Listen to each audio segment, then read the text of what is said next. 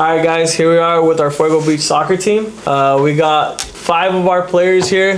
Go ahead and introduce yourself. My name's Jaden. My name's Fernando Ambris. Jetsael Ordaz. Jonah Negrete. Julio Moran. And today we're just going to be going over their trip to El Salvador.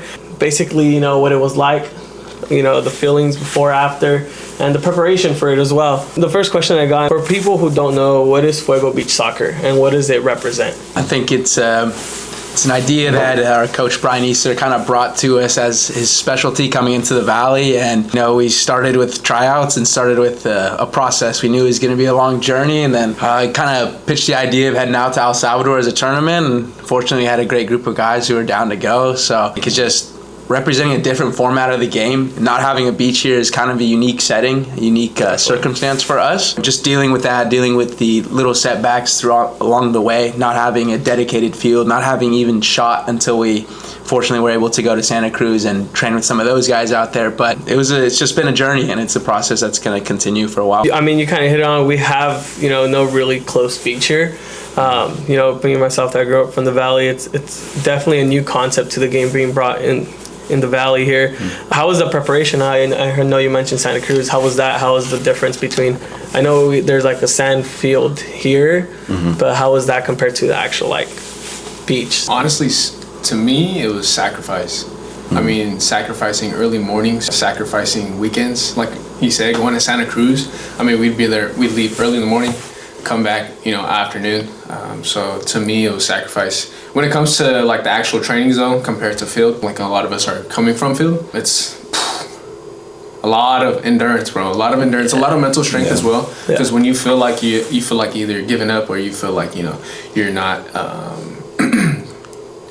An eternity later. You know, doing better. It's just mental. Like you just gotta push through it, tell yourself that, hey, you know what, it's gonna work out, and keep going. How did the team even come together? Because I know we got a little bit of everywhere from the Valley. You know, it ranges from like Visalia area to actually like Madera area as well. How was this put together? Jonah, he's handing out flyers. And door to door sales. Taking people off the street. Hey, you wanna play, bro?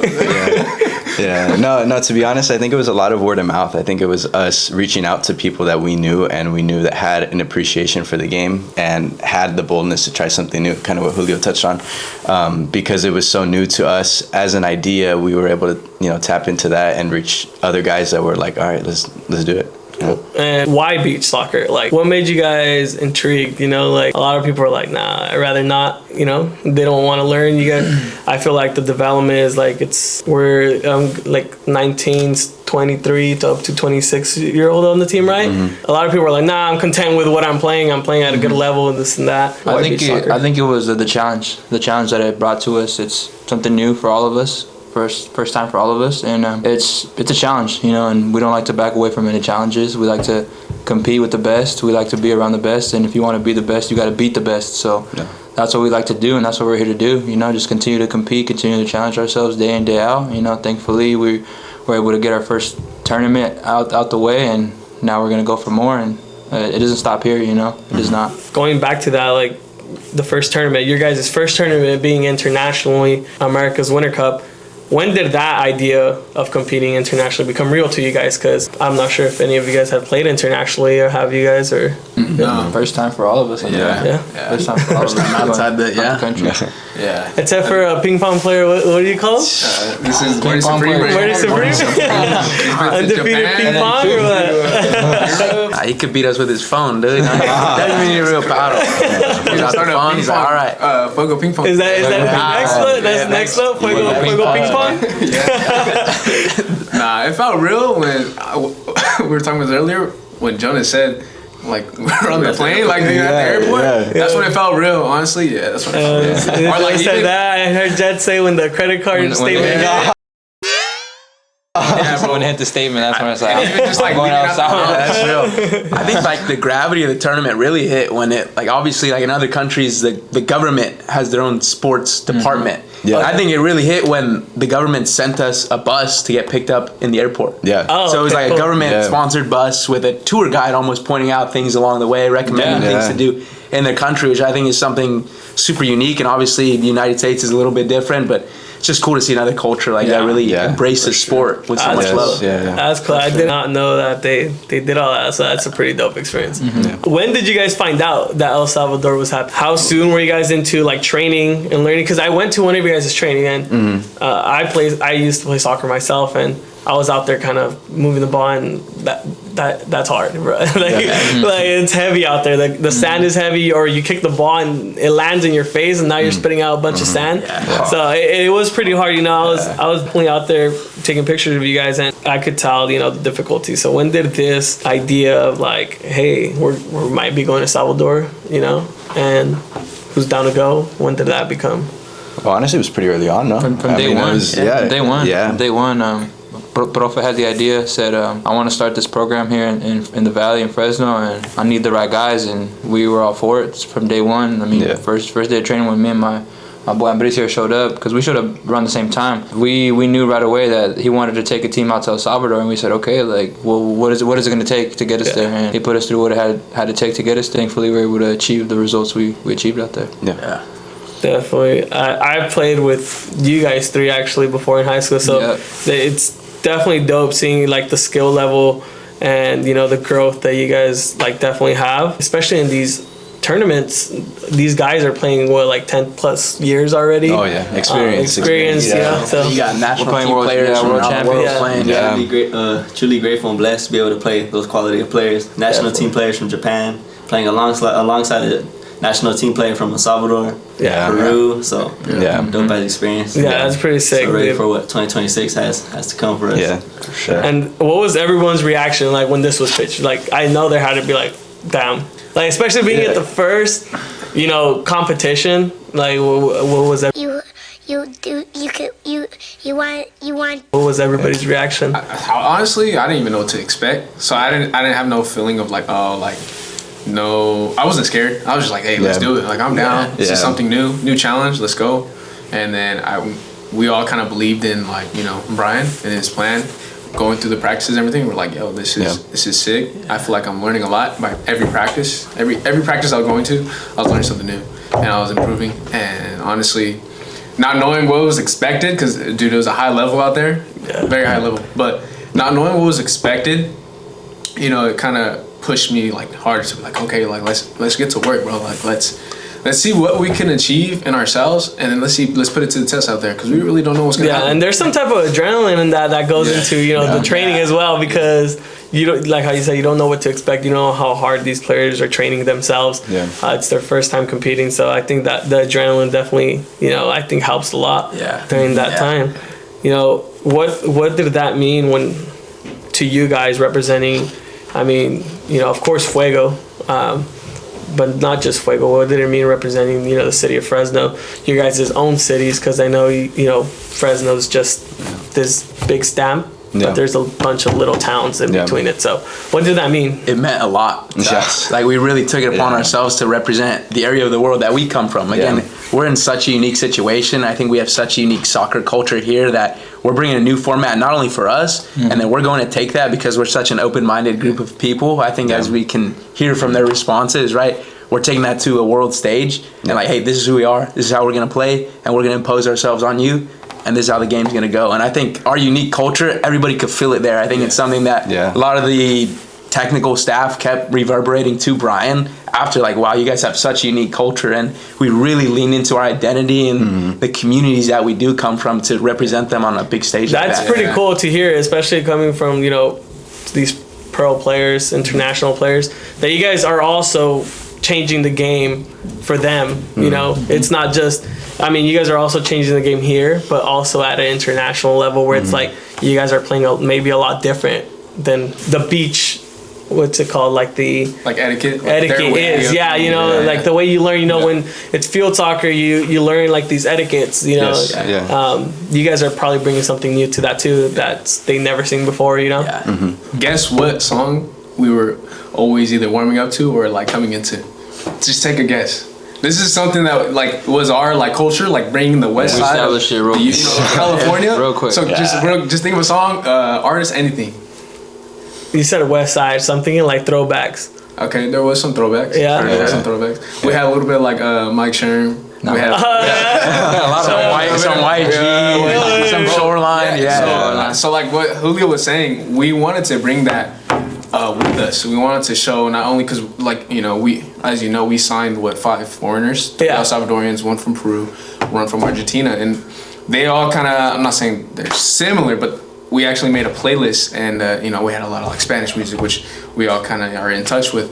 But we also were like, you know what, like, let's bring our own culture. Let's bring California. Let's bring Fresno to El Salvador, bro. Let's see what happens. And I feel like what he said, like, everyone loved it, like the energy we brought. Do they play it like in the speakers? No, we had our own speakers. Oh, you guys had your own speakers. So crazy thing is, we came in bumping. Salvador loves Black Friday, bro, and they call it Black Week. And bro, they have good deals, like 60% off. So we go to a Walmart in El Salvador. We walk in, we're like, bro, how do we forget a speaker? So we walk in, 60% off is a no-brainer. We get the first speaker, lights up and everything. From the whole tournament on, we're bumping our music. And dude, you can see it in some of their faces, like the other teams when we play the number 2 team in the world. Like, those guys were like scared. They're like, who are these kids? No experience. They're from California. Mike Sherm. They never heard before. To top it off, we were going up the stairs. Up the stairs. Barking, bro. That's cool. Shout out. That's cool. Barking, stomping like madmen. That's crazy. And we definitely got in their heads for sure. That's cool because you don't see, like you said, you see it at Fresno State. You see it in football. You know, all that hype up, that, you know, let's go. Beach soccer, you don't really expect that. Everybody's there like, oh, you know, let's get locked in. But, you know, you guys walk in, a bunch of crowd, it was like, you know, what the heck is going on? That's pretty sick. So that means next time, Brian, we got to go Black Friday again so I could go get Christian, bro, like a 3-day I'll buy my ticket. Like, it was like Black Friday until Sunday. Bro. And the traffic was crazy. Like, traffic was crazy the whole time, but traffic was crazy just for the Black Friday sales. Madman out there. Then next time for sure we gotta make sure we do it Black Friday. I'm buying my ticket. All the Christmas shopping done in one day. Me and Will, we'll go out. That's pretty sick to hear. You know, definitely bringing that new culture, not just here, because we're making some change here. You know, bringing it out internationally. That's also pretty dope to hear. But something people don't realize about traveling for the competition. What was the travel like? Because I know traveling's a pain. You know, already with itself. How did this feel? You know, what was it like? I think it was an amazing feeling just traveling with your brothers, you know, the people that you've been grinding with, you know, people that you've been putting in the work with. So it felt amazing to just wake up and be like, what's up, bro? How you been? You know, and let's get to work right away. I mean, we got there right away and it was work, you know, like we wanted to explore the city as much as we could. And we did, you know, we got to see some beautiful sights in El Salvador, but for the most part, it was just an amazing experience just to be with your brothers. You know, traveling with your brothers, with your loved ones, it's the best thing in the world, man. I suggest it to everybody. Go and travel, especially with the people that you love, because the memories that you guys make are what you cherish forever. Definitely, they're definitely taking those to the grave. Unique experience for sure. You know, and nothing like traveling, doing what you love, and the best part in the world. Exactly. Yeah, that goes. I saw. You know, you posted some videos. I obviously I follow you on Instagram, so. You know, the working out, all that. How was that like? Because it's definitely different. Yeah. Well, how was the weather? How was all that? Beautiful. That was beautiful. It was a cool, like what? Like 75, 80 degrees. And all the time. That was the biggest thing was like, because here it fluctuates all the time, but over there it just stayed the same the whole time. And it was amazing. Not humid or anything like that? It was a little humid at times. You go like, outside? Especially when we first landed, you can feel it like right off the bat. You get used to it. And it's not as humid as like, say, like Miami or like, you know, Texas or something like that. Yeah, it's not like that, but it was like a nice, just nice. It was perfect, man. And were you guys able to get the same flights? Because I know you guys bought flights separately, right? We were able to get. That makes it a lot easier. Put together. One thing was the sleep at first, but we all kind of like managed that. Our thing was like, okay, we sleep on the plane. But as soon as we land, no one afterwards, no one naps. We're not gonna nap. We got back, unloaded, and then we went and trained. And then we made sure, hey, we're gonna go check out places, stay up, don't go back to the hotel. Yeah. You know, what's the time difference? 2 hours. 3 hours. 2 hours. 2 hours. Just 2 hours ahead. 2 hours ahead. 2 hours ahead. Yeah. So. And how long is the flight there? 5:30, 5.5, 6, something like that. Damn, that's crazy. Hey, one thing that was different though, water shut off. The third day. That was an experience. Just like we got to adapt on the field. We got to learn to adapt to the shower situation. We have to walk like. Is anybody in the shower like half soap or something like that? It was worse. We got left with a couple surprises in the rain. Yeah, I went, but they. Yeah, that was a little bit of a curveball, but nah, it was all in good fun, man. It was cool. great. No toilet paper out there. No toilet paper out there. Like, Yeah, no experience. Yeah, no. Your grounds one. You know, like how they're so content, so happy with so little. AC or Yeah, AC. actually, thankfully. AC was Our too buil- good, dude. Our building was new. Yeah. Our building was new, so we lucked out. Yeah. We lucked out, bro. We had an AC unit. Bro, me and Jay have a story though, dude. Every no night, water, but no every night we would blast the AC, and so it's like to us because we're normal with having AC, you know. And so we had our teammates come in the morning, like 8 in the morning, 9 in the morning. We woke up, And Alísimo. and, bro. and then it was floor. I'm guessing like yeah, no, it was floor. tile. I think it was slow. Carpet, ain't it? That was carpet. It was carpet. It was carpet. Yeah. Carpet, bro. Yeah, It was cold, But bro. yeah, And into they these gave us two thin freezing. old like blankets, bro. Yeah. And they'd walk in, bro. It's cold, bro. Hey, nah, I'd be like in my sweater, bundled up Yeah, with bro. the two little blankets. Yeah. And that's why they'd never wake up. They were the last ones to wake up. Hey. Yeah, that's All Hey, tournament. the thing last is- ones to wake up. The thing is, me and Angel listen to these two. They're like, "Hey, put it at like 16 degrees Celsius or whatever they had. It's super Yeah. cold, right?" Yeah. We're like, "Oh, for Bro, sure." I'm used to Fahrenheit, dog. I was like, hey. And while we were Like, awake, what's Celsius, we were chilling bro? with it, right? Yeah. And then we wake up at like 2 a.m. I sleep, you know, like comfortable. Yeah. So I wake up, I'm freezing, bro. I can't. I'm like tossing and turning. I'm like, dude. I get on some sweats, still cold. Get on a sweater, still cold, bro. I'm like, That these thing guys was- are wild for That being thing able to was sleep in blasting, that. bro. That thing was Yeah, no, it was.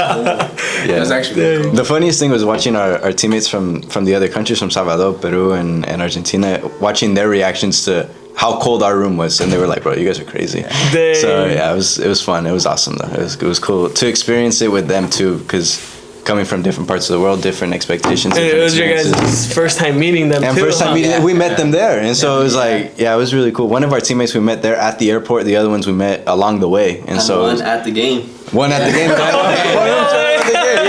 Before kickoff, bro. He didn't even stretch. He didn't even stretch. It was a banger. Hey, quality. Banger. Came Quality through, player. touched Banger. a nice bike to finish it Banger. off. Yeah, bro. Arguably one of our best players. Very good. Yeah. That's At this crazy. point. Heck yeah. How big is the America's Winter Cup in the beach soccer world? Yeah, for sure. No, it's definitely one of the biggest tournaments. It's the combination of North America, Central America, and South America. So it's America Winners' Cup, but it's it was definitely big for us either way. I mean, even if we were thrown in Europe, if we went to Asia or wherever it was, to us it was big because it was our first, and it was being exposed to that world, that level of competition, and being in that world level, for us. But yeah, and to answer your question though too, in comparison to the rest of the world, it definitely was. We had competition from some of the best in the world to the second best in the world, that we ended up playing. And so for us, it was, like we said, a great learning experience, but it was great for us to go and experience that. Were we the only team from the U.S. there, or was there other? No. There's two other teams from Oh, the two US. other Yeah, teams. so Oh, it's cool to cool. see too how Yeah. there's more teams coming out from the United States. Yeah, But I think definitely one of the newest teams, only having 4 or 5 months or so on the sand of training. yeah. Yeah. I felt like we left a good statement though. Quarterfinals, right? Quarterfinalists. Quarterfinalists, yeah. I know. I was seeing a lot of Jets balling out. Definitely. Yeah. Actually, that was a question I wanted to ask. How does that feel, being the first person to score a goal internationally for Fuego The Beach? Buddy Club. Yeah. It was definitely a sober moment. It was an amazing experience. Like I said, being out there with my brothers in a different country, it was amazing. And just, the game was 0-0. I think we were getting into the second period, and just being able to tuck down away, and it just felt so good. Like emotions just. Walk the me hard through work, that. Walk me, what was from hitting the ball, because it was a shot, right? Yeah, it was a free kick. Yeah. Set piece. Goalie From spilled that, it. yeah. Goalie spilled it. I was able to get past my man marking me. The ball was lying right in front of me perfectly. I looked right at it. I said, I know exactly what I'm going to do with it. Tucked it away, and first thing I thought was just jumping up in celebration, because I was just so happy, so ecstatic on how I felt, because of all the hard work that I put in, that we all put in. Those morning sessions at 6 a.m. when we would wake up, I wouldn't even want to get out of bed. For me, coming from Selma, I have to get up around 5:30, just to get to practice on time, and just being there with my brothers, it just felt amazing, especially getting that first goal and us winning that game, especially too. That was the best moment, but definitely one of my top moments too. But also scoring against the number 2 team in the country, that was another beautiful You guys moment. were tied, no? I that game, or was I that opened the the- game up 1-0 that game Oh, as gotcha. well. Beautiful pass from my captain here. Beautiful pass, and yeah, tucked it away, and yeah, it was just a great tournament for me and for all of us. I would say that brings me to my next question. You know, opening the score for the number 2 team. What was the preparation like? Did you guys know who to look out for? You know, what teams were you guys on your list? Like, damn, like these guys are good. We gotta like control them. Did you guys do any of that? Or I think from the drawing, like we initially got to see our group, and then obviously we look into it as competitors. I think everybody wants to win. Everybody wants to know who's next. So going into it, like, they're the number 2 team in the world, but like they said, everybody has an open mind. There's no expectations. We're just gonna go out there, do our thing, show them where we're from, and enjoy the moment. And I think it was a very unique experience walking out. I mean, there's a stadium, and they're the hometown club. Yeah. What was the name of the team? Barra de Santiago. So they're the hometown club from El Salvador, probably the number 1 team from El Salvador. I'm guessing they had a lot of fans out there too, right? They had a guy like the mascot for the country was out there. You get all them. They got jerseys in the crowd. We gotta bring Fuego the Fox next time too. Huh? Yeah, seriously. And then all national team players on their team. They had a Japanese national team player who's probably top 5 players in the world. I mean, baller. And we gave them a fight, right? Like, we let it I was slip keeping away. up with that game over text, but we knew for sure. Like first game, we knew like, hey, we gotta win this game. Yeah. And then next game, we played our toughest challenge, Barra de Santiago. Yeah, number 2. Yeah. And then it was Nopaleros, which that one. if Angel was here, he'd tell you about that one. But that team. So obviously the first 2 teams we really wanted because we knew they were a high competitive team. Nopaleros, we didn't really know much about them, didn't have much film on them, but we just knew that we wanted to beat them because they were called Nopaleros, which means cactus in the English role. And if you see Angel when he scored a goal, he hit a celly. He did their team logo. And we were talking about that before we even headed out. This is when we were learning about the team. This is a training preparation. That's all we talked about. So it's cool. That's dope. I mean, at least it came true that he actually did it. You know, that's pretty sick. It made the training pay off right there. For sure. Yeah. What separates the elite beach soccer teams from like any other soccer team? You know, like what in your guys' eyes, what does that look like? I think we could all touch on a certain point. I think what I'd like to talk about is more the belief in the team itself. I think that was where a lot of our success came from, was the culture that we came from, but it was such a pride in the culture and the belief that our coach was putting together what we knew to do and taking what he knew and taking what he had prepared for us to take that to that world stage. So I think for us, it started with that belief in training. Back when we were starting in August, prepping, for this tournament, to arriving there in the first training was, we're not going to forget what we learned and we're going to keep growing from this. So for me, it was that mental belief in the culture, in the team, in the badge that we wore. It wasn't just a team. For us, it was a pride from the whole valley, a pride from where we're from, carrying that with us wherever we went. So for us, it was that real mental strength in that. Yeah, and hats off to you guys because, I mean, quarterfinalists in the International Cup like that, it's not bad at all. Yeah. That is really good, it's being, especially a lot of players, like you guys said, only 5 experienced players, right? Yeah. From our team, But being all you guys new to beach soccer, that's definitely a good achievement, and it's a good place to start for sure. How were the rules? Like, were there any different? Were some confusing where you guys were like, what are these rules? Or we had to learn a lot. Like at Santa Cruz, like when we go train at Santa Cruz, I mean, the guys were like teaching us about. Start up with the goalie. Like the goalie only has 4 seconds on the ball, and he could actually pick it up twice. Once when you get possession. Say he throws it, and then say you hit it back to him, he can pick it up one more time. That's it.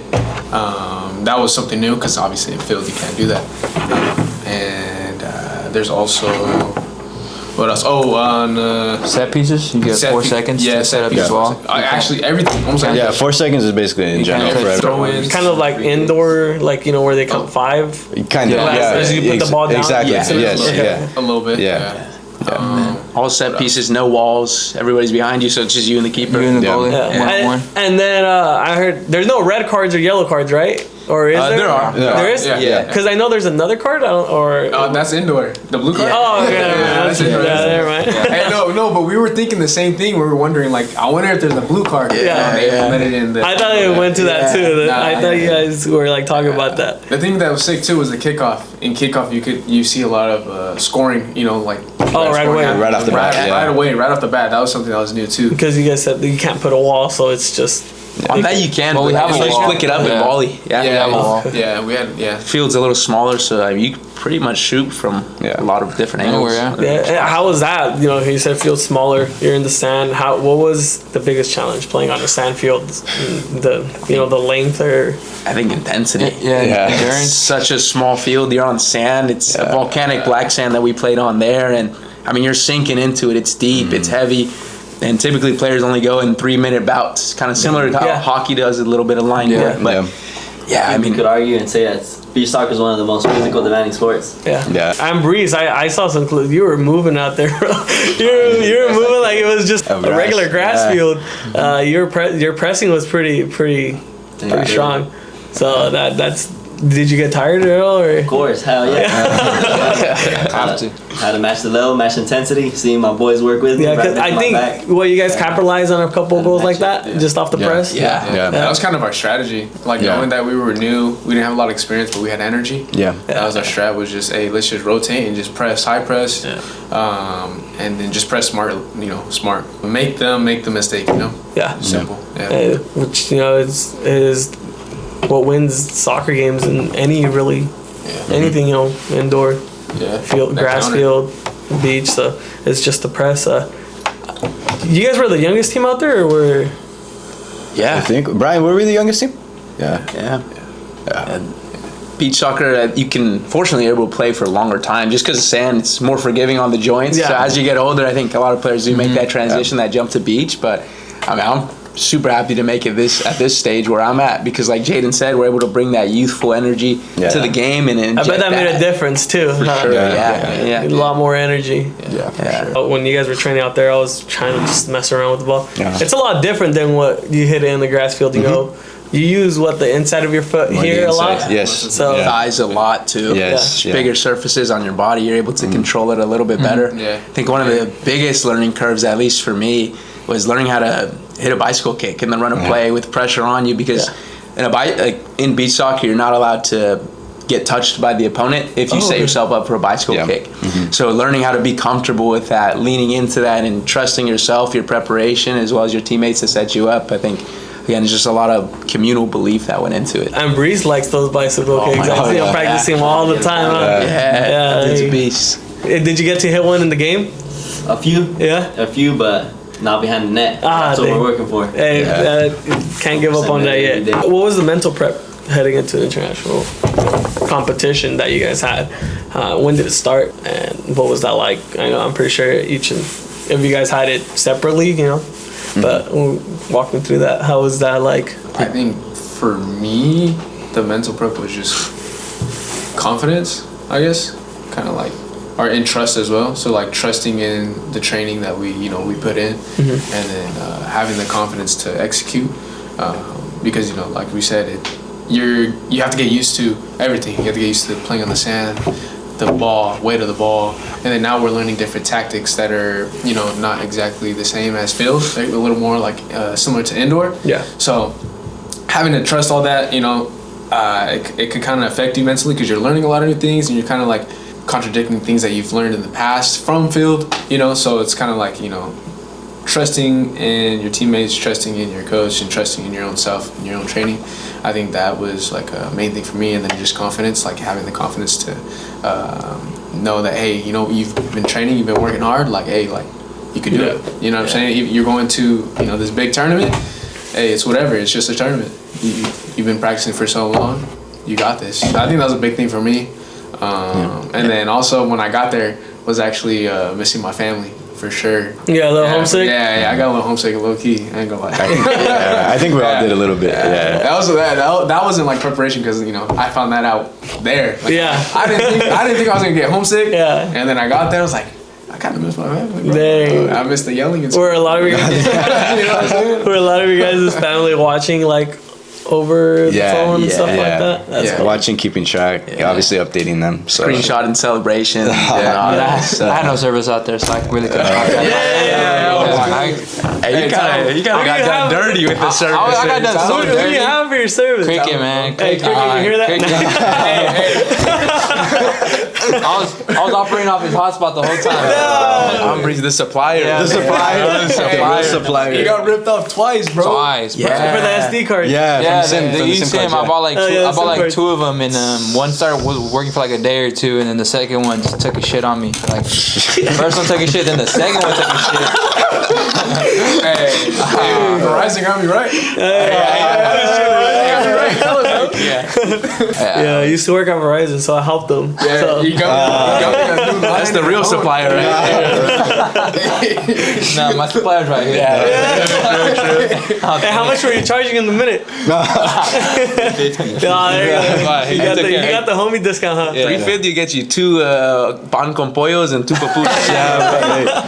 And a water bottle. Hey, That's listen, something we missed, the price. Yeah, bro. No, to touch on that, bro. The food was great, and it was like so much cheaper than what it was, for here. Angel's not here, but we both got haircuts over there twice, and for us, I'm not even kidding. Our profa got one too. Hey, pull the picture. Are we gonna insert it? Hey, they were cheap for a reason, though. Yeah, those haircuts. Cheap for a reason. $3 haircuts. Hey, you can't beat that yet. It's like 35 here, so Yeah, exactly, bro. Yeah. that's crazy. Hey, but the question is, have you switched since you got back, or are you still at Cricket? No, I enjoy cricket. It's alright. It's alright. Put him on. It's alright. I know a guy. It's alright. No, you said you got homesick, so that's one of the challenges. So, how did you guys handle those challenges? I'm pretty sure you guys got nervous before the game, maybe a little bit of like butterflies here, pre-game butterflies and stuff. So, how did you guys handle that? Just having faith, having faith that God put us here for a reason. God put us in this position for a reason. He chose us for a reason, and just having faith in Him that if we lean on Him and His understanding that He's going to help us and guide us. And thankfully for me, God was with me both of those games where I was able to score, and I got home. We got back to the dorm that day, and the first thing I did was pray. Prayed about it. I said thank you, and most importantly, us able to come back home. A little bit minor injuries, but we're still able to walk, and we're still able to play and continue to grow. So I think it was more so faith that got us through it for sure. Amen. And I think each other as well. Mm-hmm. I mean, there was a moment when we were prepping for Barra, that warm up, where we came together in the huddle. We're about to head out to the stadium. It's on the 4th story of this big complex that they built there, beautiful stadium. But we get in this huddle, and then we start rapping a Big Sean song. And then, I don't know if these guys ever heard like Big Sean, but they're looking over at us like, what are those guys doing? Yeah. But that, again, it leans back into the culture, that community that we built within each other, trusting each other and leaning into each other when we feel weak individually. It's that communal bond, I think, is so strong that we have, and it's evident. Yeah. Who do you think brings that energy when things get tough during your game? Who do you, if you had to choose one person on the team, who you guys say it was? Gapi. Yeah. There was moments like he was saying before the Barra game. There were times when he would sense the energy was low. Even when this guy was injured, this guy was out the last game, and this guy was out there slapping our backs, getting us hyped for the game. This guy wasn't even gonna play, and this guy, he would just get us into this mental mode of just like, we're gonna win, and we knew we were gonna win because of that belief that he was saying we had in each other, in the system, in the badge that we had on our chest, and it was that pride came from all of us believing in that. How did you get hurt? It was during the Barra game. I think it was first period. It was early on in the game, and Oba, one of the Japanese national team players, was checking into the middle, and I was on him for a lot of that game just because I was more defensive oriented that game.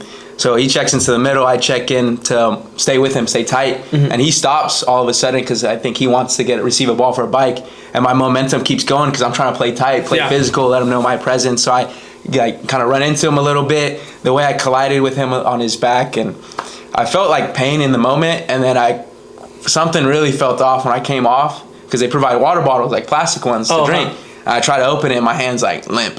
I think I go up to Jetty. I'm like, Jetty, can you open this water bottle for me, bro? I just couldn't get it done, but I played the rest of that game, and Next day, it's swelled up like a Mickey Mouse hand, but try to play that third game as well. For real. Hey, that guy was different. That was different, bro. That fool was different. Yeah, hats off to him, man. He scored. For 7 goals in the first game of the tournament. Oh my god! Wow. They won. First game? They won 19-1, 19-2. He scored 7. Dang. He was. Hey, was he the? They didn't score, they didn't score 19 on us, though.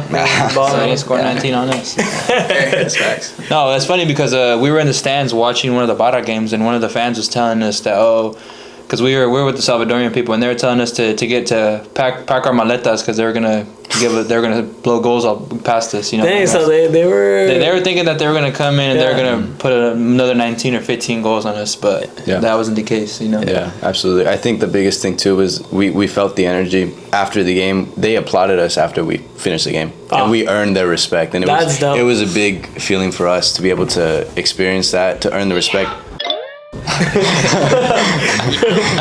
To be able to earn the respect of not just another team, not another fan base, but I felt like we earned the respect of the country. That's sick. Because they're home team. They're the right? home team. Yeah, exactly. What's that moment that made you guys think like, oh, all right, we got this? Like, you know, or did you guys already know coming in, like, hey, we're gonna do something no matter what? Like, we're not gonna fail regardless. We were confident. We were confident since the moment, you know, we stepped foot in the sand. We said, okay, like, if we stick to this day in, day out, if we work, if we, you know, put in the work when no one else wants to put in the work, then we're going to be successful. And, I mean, it paid off at the end of the day. We're able to put up numbers and, you know, put Fresno on the map in another country. We're heading towards, like, the end here.